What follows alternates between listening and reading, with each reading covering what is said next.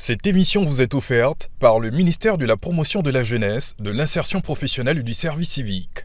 Bonsoir à tous, très heureuse de vous retrouver pour ce 7e numéro de Focus PJGouv, le magazine de la jeunesse entreprenante et ambitieuse. Aujourd'hui, nous nous retrouvons dans les bureaux de l'Office du service civique national.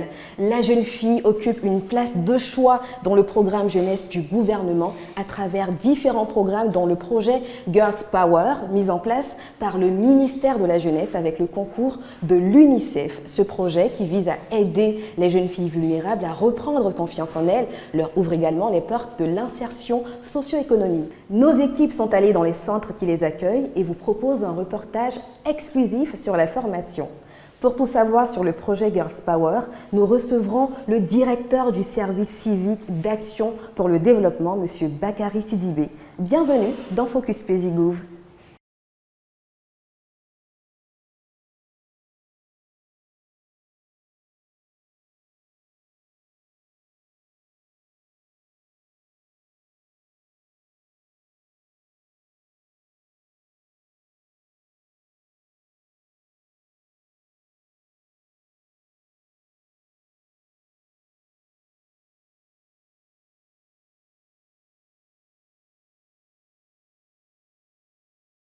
Au sommaire de ce nouveau numéro, destination Guédipo à Sassandra et Guiguéréni à Boundiali, où des jeunes filles réapprennent à affronter la vie, cette fois avec plus de détermination et de confiance. C'est dans la rubrique Y croire. Ensuite, notre boss, propriétaire d'un spa, nous racontera son aventure heureuse avec l'agence Emploi Jeunes, sans oublier les opportunités d'emploi et de stage de l'AEJ. Girls Power. En avez-vous entendu parler? C'est un programme mis en place par le ministère de la Jeunesse en faveur des jeunes filles vulnérables. De façon très pratique, ces jeunes filles sont accueillies dans des centres de service civique où des instructeurs se chargent de les réarmer moralement et accroître leur résilience pour mieux faire face aux vicissitudes de la vie. Dans une deuxième phase, ces jeunes filles sont orientées vers l'apprentissage de métiers de leur choix.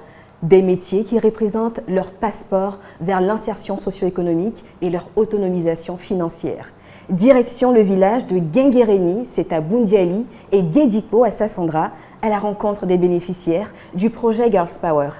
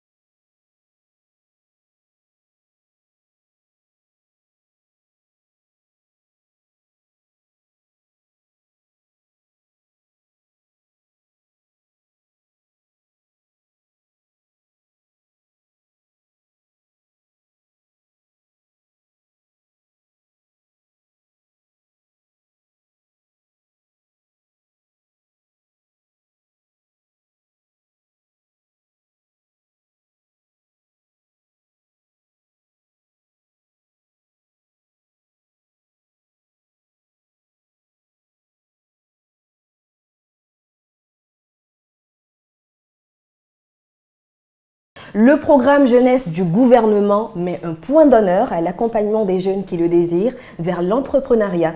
Ils sont nombreux ceux dont la trajectoire entrepreneuriale s'est précisée avec le concours du ministère de la promotion de la jeunesse. Serge Guillot en fait partie. Il nous partage son aventure heureuse avec l'agence Emploi Jeunes.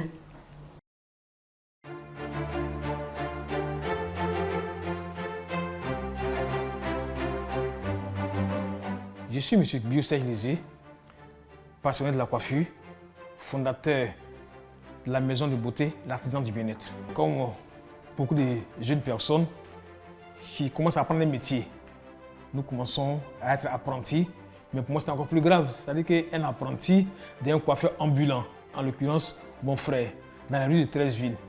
Et avec ses économies qu'il a réalisées au début, il fait sa première baraque à Treichville. Lui et moi, on coiffait ensemble jusqu'à ce que j'entends parler de l'emploi jeune pour la première fois en 2019.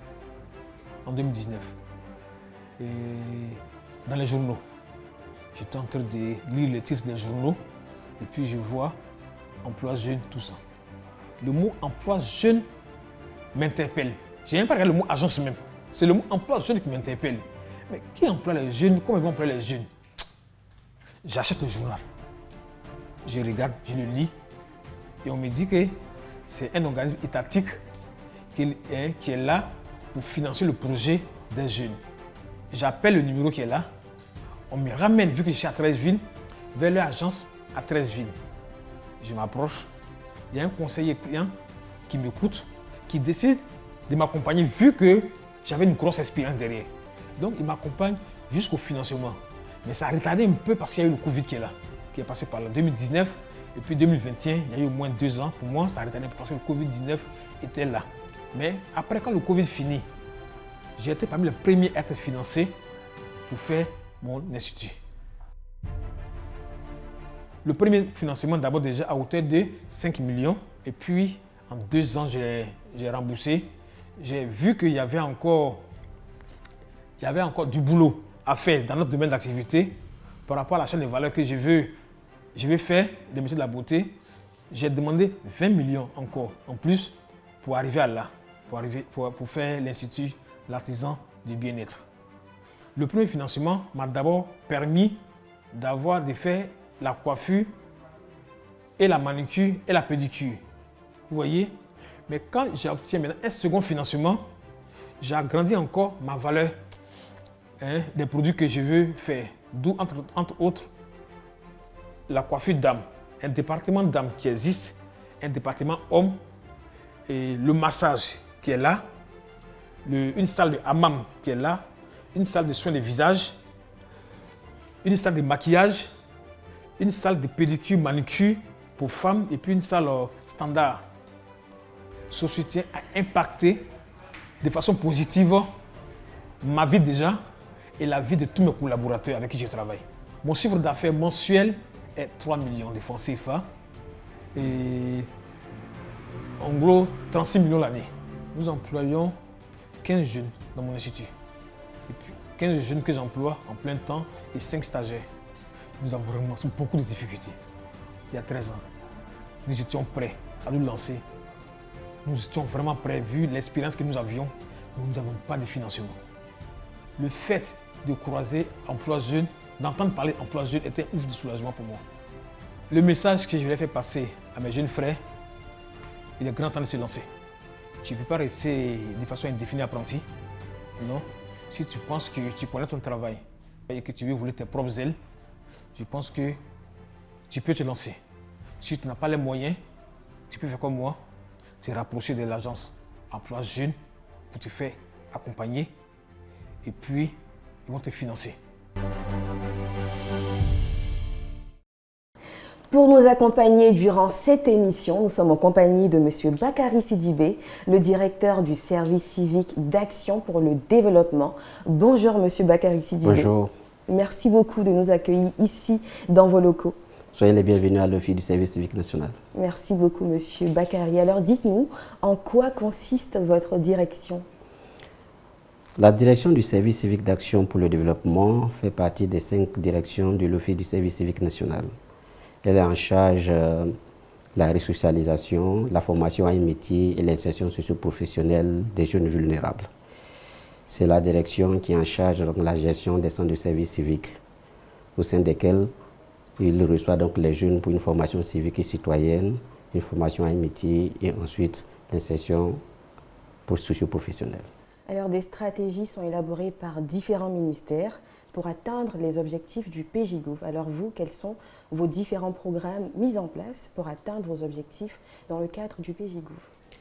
Dans le cadre du PJGouv, l'objectif assigné au SCAIT et à l'OSN dans le cadre donc des centres de services civiques est de former 17 000 jeunes dans les programmes de service civique. Et cet objectif est atteint à travers donc, un renforcement de capacité des centres de services civiques, mais aussi à travers donc, la conduite de nos programmes à l'intérieur donc, de ces centres-là. Des programmes, comme je l'ai dit plus haut, qui prennent en compte donc, une phase de resocialisation, une phase donc, de formation à un métier et une insertion, donc une phase de présence en mode internat, une phase donc, de présence de 6 mois en mode internat, et après une phase donc, de stage de 3 mois, suivi donc, de l'insertion professionnelle. Au nombre de vos activités, le projet Girls Power, alors quel est le but de ce programme? Alors, au début donc, du programme donc, du service civique, en 2020, nous avons eu donc la phase pilote. Nous avons remarqué, après un bilan partiel, que le taux de participation des filles au programme de service civique était faible, bien entendu en raison donc, de certains pesanteurs socio-culturels. Et nous avons remarqué aussi que ces filles étaient sujettes à quelques fragilités liées donc à leur environnement, des violences basées sur le genre, et il y avait un manque de leadership féminin. Donc il fallait donc créer un programme spécifique pour adresser cette cible-là, d'où donc le projet Girl Power, qui vise effectivement donc à faire en sorte que la jeune fille change de comportement, qu'elle soit autonomisée de sorte à pouvoir impacter positivement sa famille, sa communauté. Vous l'avez dit et on l'a entendu tout à l'heure dans le reportage, c'est un projet qui s'adresse aux jeunes filles vulnérables. Donc quelles sont les situations de vulnérabilité qui sont prises en compte? Alors, comment sont sélectionnés ces bénéficiaires? Oui, comment sont sélectionnés ces bénéficiaires? Ces bénéficiaires sont sélectionnés sur la base d'une grille de vulnérabilité que nous avons établie. Cette grille de vulnérabilité prend en compte le niveau scolaire de la jeune fille, soit analphabète ou en décrochage scolaire, en échec scolaire, les jeunes filles sans emploi. Et nous avons donc des spécificités que nous recherchons, par exemple les conditions de famille, des jeunes filles mères, voilà, donc ces jeunes filles qui sont sujettes à certains traumatismes. Donc à l'intérieur de la fiche de reprofilage, il y a des questionnaires qui sont adressés de sorte à pouvoir donc sélectionner cette cible-là d'âge compris entre 16 et 24 ans. Parce qu'au-delà, bien entendu, donc, de cet âge-là, les jeunes filles sont en couple et ça devient encore plus difficile avec les pesanteurs familiales, leur permet donc de participer au dispositif. Donc formation et évidemment nouveaux métiers qu'on apprend à ces jeunes filles. Donc quelles sont les formations qui sont dispensées dans les centres de services civiques à Guédipo et à Guinguerény? Alors, après dans cette phase donc, de formation life skill, de renforcement donc, de la confiance aux jeunes filles, nous passons donc à la formation métier. Bien sûr, étant entendu qu'il y a l'alphabétisation qu'il faut prendre en compte dans cette formation métier, l'alphabétisation fonctionnelle pour permettre donc, aux jeunes filles qui font donc, les métiers de pouvoir donc, tenir leur comptabilité simplifiée lorsqu'elles seront amenées à réaliser donc, leur activité. Et donc les métiers qui sont formés, qui sont dispensés sur le centre, il y a donc le métier donc, de la couture, le métier donc, de l'esthétique coiffure, mais ce sont des métiers qui sont choisis par les filles elles-mêmes. Voilà, quand elles viennent dans les questionnaires, on demande donc aux filles donc, de choisir et c'est à la suite donc, de ces choix-là que nous montons donc, les projets de formation. Alors, donc il y a la couture, l'esthétique, la coiffure, mais il y a donc des métiers liés au bâtiment. Voilà, des métiers liés au bâtiment. Et à Guédipo particulièrement, nous avons donc la construction métallique. Nous avons donc l'agro-pastoral qui vient s'ajouter. Nous avons donc l'électricité, le mécanique auto et l'électricité auto, qui sont donc des métiers qui viennent s'ajouter à ces métiers cités si haut. Monsieur le directeur, un autre aspect qui est tout aussi important, l'autonomisation financière de ces jeunes filles. Donc comment le ministère de la promotion de la jeunesse garantit-il l'autonomisation financière de ces jeunes filles à la sortie du centre? Absolument. Alors, l'autonomisation financière donc, de ces jeunes filles vient effectivement compléter la formation qui a lieu donc, dans ces centres-là. Et donc, à la sortie donc, du centre, ces jeunes filles donc, reçoivent des financements pour s'installer à leur propre compte, pour s'installer dans les métiers pour lesquels elles ont été formées, bien sûr avec une formation en amont et en entrepreneuriat et en gestion donc, de comptabilité simplifiée. L'autre volet, c'est la mise en stage et suivi de l'insertion dans les entreprises dans lesquelles donc, ces filles-là sont mises en stage. Et en raison donc, de la formation civique et citoyenne qui est dispensée donc, dans le centre, ces filles-là se distinguent dans les entreprises dans lesquelles donc, elles font donc, le stage. Et nous avons environ 80% donc, de ces filles-là qui réussissent toujours à garder donc, leur position donc, dans les entreprises dans lesquelles elles font leur stage. Alors, monsieur le directeur, dites-nous quel bilan peut-on dresser là du projet Girls Power depuis son démarrage? Donc en termes de coûts, de nombre de filles insérées et de nombre de bénéficiaires. Oui, alors nous avons eu la phase pilote en 2020, 2018-2020. Et depuis la phase pilote à aujourd'hui, nous avons eu 7 cohortes à Guinguirény et 3 cohortes à Guédipo. Ça fait environ au total 10 cohortes et chaque cohorte comprend donc 100 filles. Donc nous avons au total 1000 filles qui ont donc été donc formées par ce dispositif depuis donc, son lancement. Nous avons donc un taux d'insertion de 80%, mais 100% pour certaines cohortes. Voilà, alors je dis 80% parce que nous avons actuellement 2 cohortes de 200 filles qui sont en formation et qui vont finir donc à la fin de ce mois. Nous sommes en négociation donc pour pouvoir donc les insérer soit auprès donc des entreprises ou bien les accompagner. Et donc c'est un taux d'insertion assez important. Et en termes de coûts, nous avons depuis donc, le début donc, du dispositif environ 2 milliards 963 millions financés au total, dont 2 milliards pour l'État de Côte d'Ivoire et un accompagnement de l'UNICEF d'environ 929 millions. Ça, c'est pour tout le dispositif.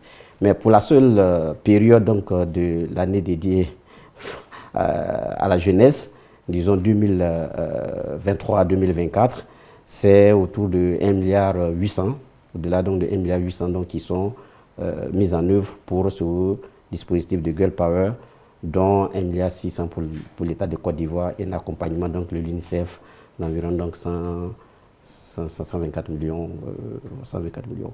C'est cela que vous avez dit tout à l'heure, l'UNICEF il participe activement à ce projet. Donc, en quoi consiste ce partenariat? Alors, le partenariat avec l'UNICEF, c'est sur 2 axes. Le premier axe est au niveau donc, de la formulation du projet, au niveau donc, du recrutement, au niveau donc, du contenu donc, de la formation. Nous stabilisons donc cette formulation donc, avec l'UNICEF. Et le deuxième volet, bien entendu, c'est au niveau donc, du financement, où l'UNICEF accompagne l'État de Côte d'Ivoire dans le financement. Monsieur le directeur, ces jeunes filles-là qui nous regardent présentement se demandent comment intégrer une prochaine cohorte.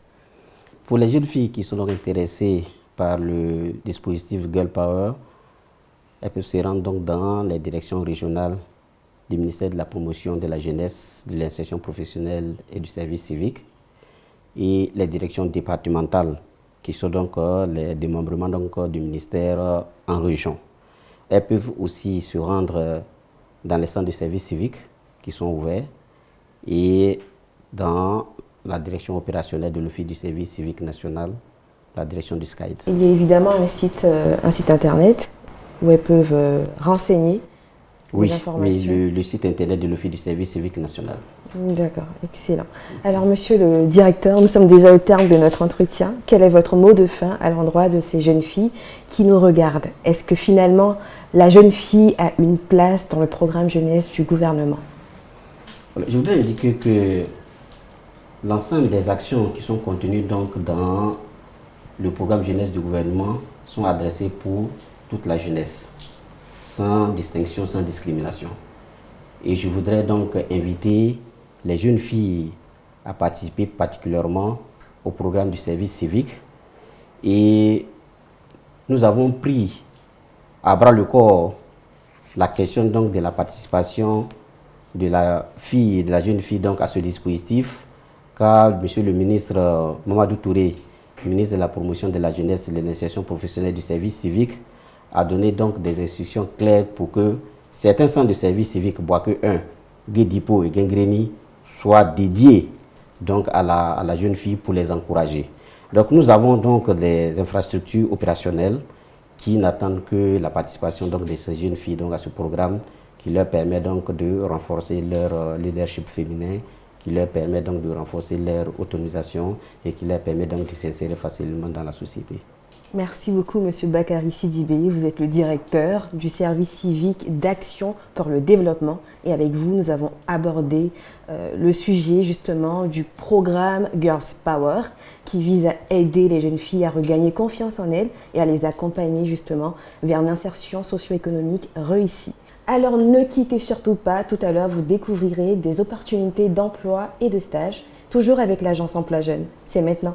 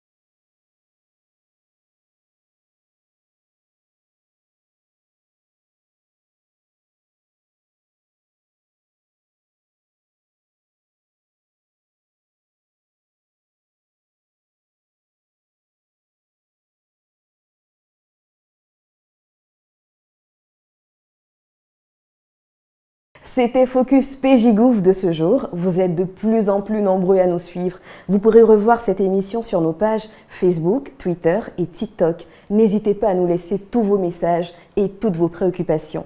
Rendez-vous dans 2 semaines.